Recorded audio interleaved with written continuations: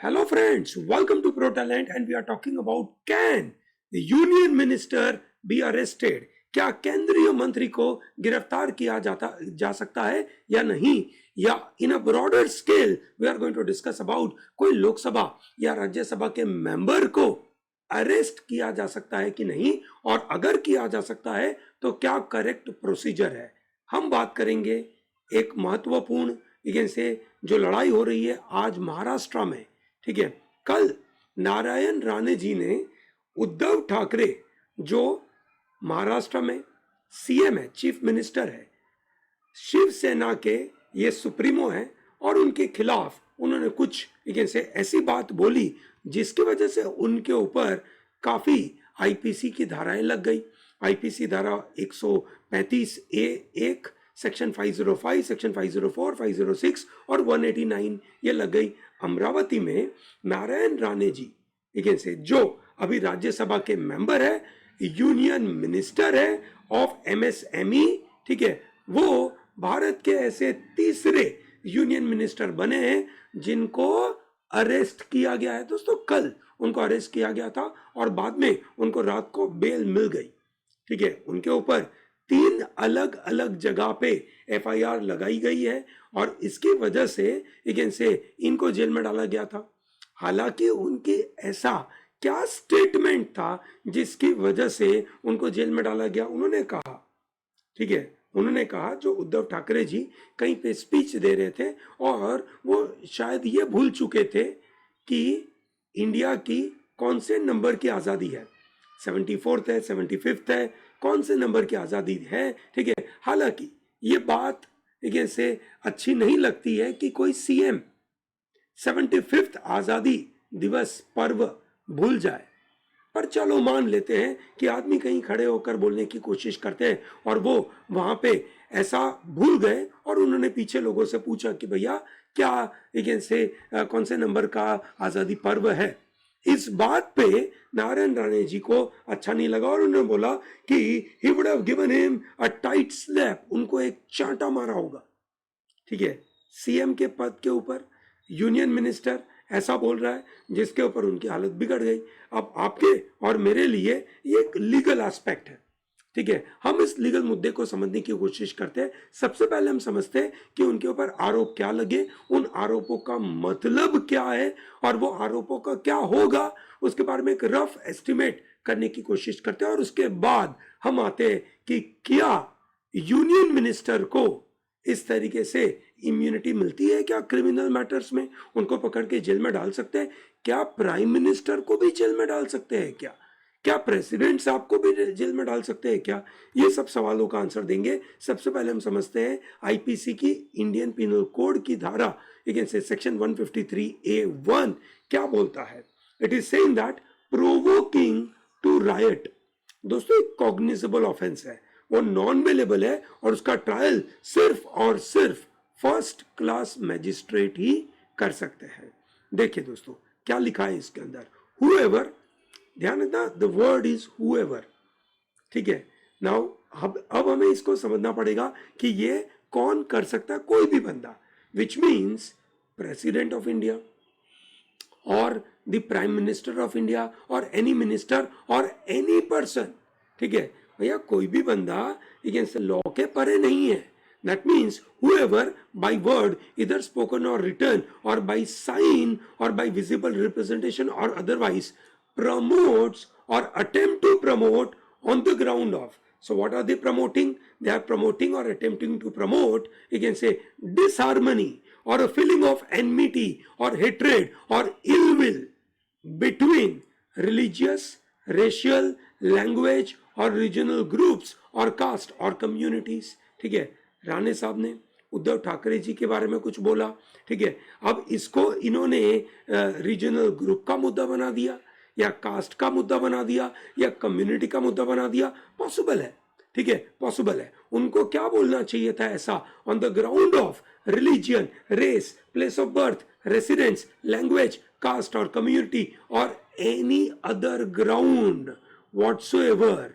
ठीक है, कोई भी ग्राउंड के ऊपर इस तरीके से आप डिवीजन करते हो। ठीक है, आपने बोला कि ये भाई साहब से जो उन्होंने ऐसा बोला, इनको चाटा लगाना चाहिए, ठीक है, ऐसा बोलना which means it is on a particular religion. हालांकि यहाँ पे रिलीजन की तो बात थी नहीं, क्योंकि दोनों सेम रिलीजन के आदमी हैं, और धर्म के नाम के ऊपर तो बोला नहीं, रेस के ऊपर बोला नहीं, ठीक है, रेसिडेंस के ऊपर बोला नहीं, ठीक है, कास्ट के ऊपर बोला नहीं।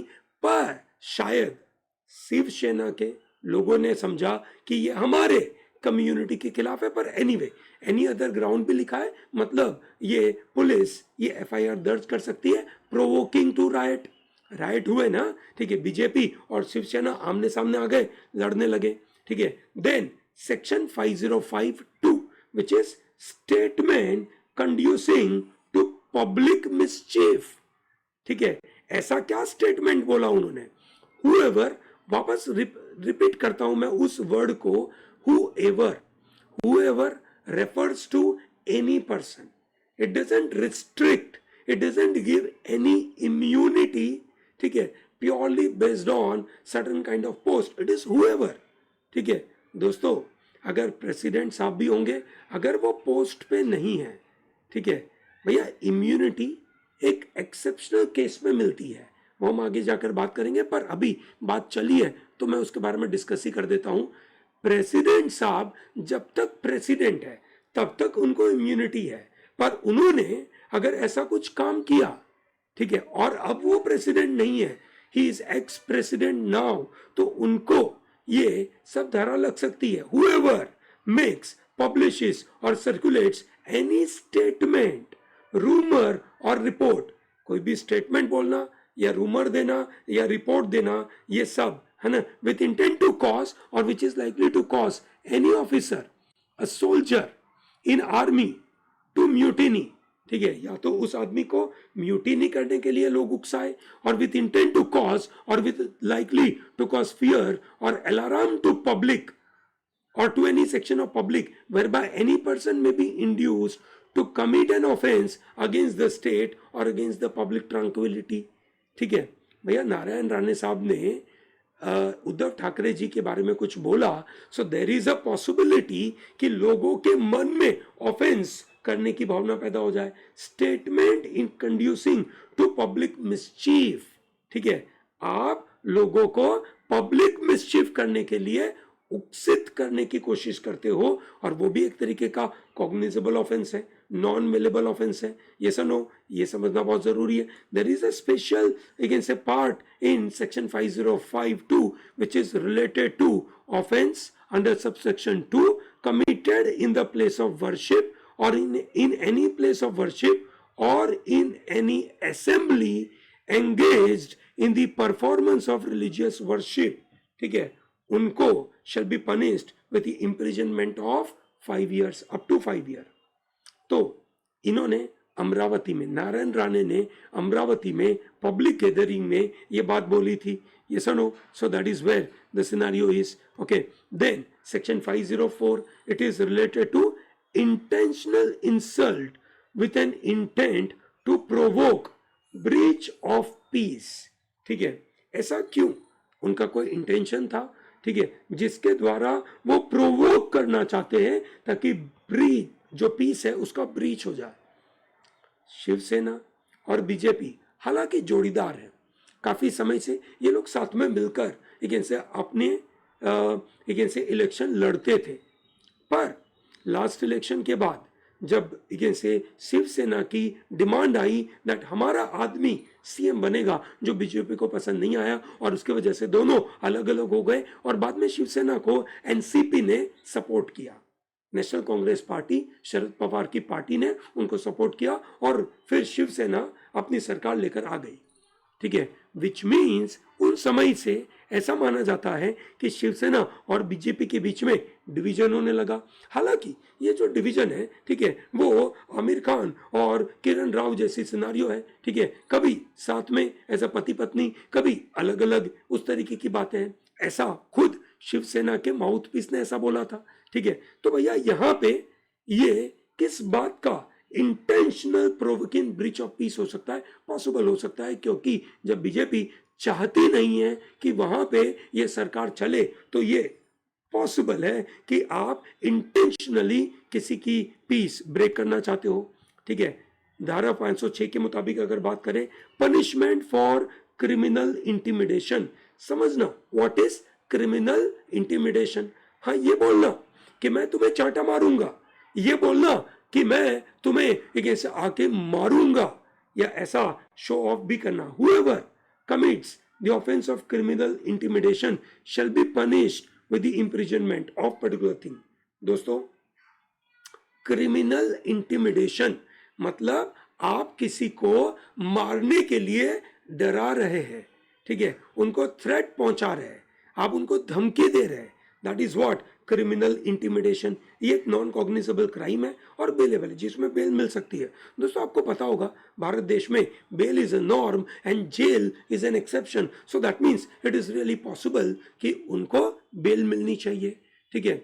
नारायण राणे जी हाईकोर्ट में गए, हाईकोर्ट में उन्होंने एंटीसिपेटरी बेल मांगी, हाईकोर्ट ने उनको देने से मना कर दिया, ये सनो, ठीक है। वो गए रत्नागिरी कोर्ट में, वहां पे भी उनको बेल देने से मना कर दिया। फाइनली उनको पकड़ा गया, पकड़ने के बाद एक पर्टिकुलर 15,000 रुपीज की श्योरिटी पे उनको छोड़ा गया, ठीक है। सो दोस्तों, सेक्शन 189 भी उन पे लगा, threat of injury to public servant, whoever holds out any threat of injury to any public servant. कोई भी थ्रेट दिया पब्लिक सर्वेंट को, सीएम एक पब्लिक सर्वेंट है, हाँ, एक प्रधान सेवक है उस स्टेट में, और to any person in whom he believes that public servant to be interested for the purpose of inducing that public servant to do any act और टू फॉरबेयर और delay to do any act connected with the exercise of public functions of such public servant।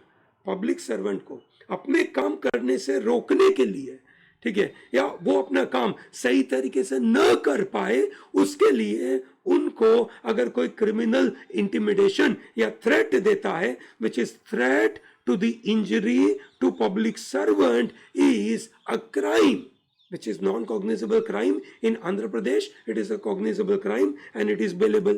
So दोस्तों, हम आते हैं हमारे main मुद्दे के ऊपर, जहां पे हम बात करने वाले थे इम्यूनिटी फ्रॉम अरेस्ट।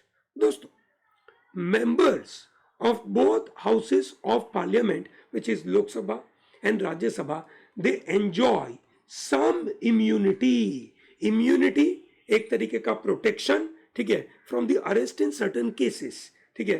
कुछ you can say immunity है, absolute immunity नहीं है, which means वो अपनी मर्जी से कुछ भी करे, ठीक है, अपनी मर्जी से कुछ भी करे वो नहीं हो सकता। अगर उन्होंने कोई criminal you can say violation किया है तो उनके ऊपर कोई ना कोई चार्ज तो लगेगा और उनको पकड़ सकते हैं। Under section 135 of civil procedure code, ध्यान रखना, this is about civil procedure code, member of parliament have protection from being arrested up to 40 days before and 40 days after, and the during the period of parliament is in this session, ठीक है। Parliament का session अगस्त 19 को खत्म हुआ, तो civil matter में अगस्त 19 और आज हम बैठे थे 24 ऑफ अगस्त के ऊपर, विच मीन्स सिविल मैटर के ऊपर नारायण राणे को पकड़ नहीं सकते थे। और इस तरीके से अगर हम बात करें तो ओवरऑल कोई भी एक ऐसे मेंबर ऑफ पार्लियामेंट को आप साल में 300 दिन तक आप इम्यूनिटी दे सकते हो। पर ध्यान रहे, ये मैटर किसका था? हमारे केस में, नारायण राणे के केस में ये क्रिमिनल मैटर था, और ये रूल किसके बारे में बात कर रहा है? सिविल मैटर पे, विच मीन्स सिविल मैटर में उनको इम्यूनिटी है 300 दिनों की, रफली साल भर, ठीक है। But when we talk about criminal matter, no, okay, in the matter of criminal nature और arrest on preventive ground, there is no protection afforded to any member of Rajya Sabha or Lok Sabha।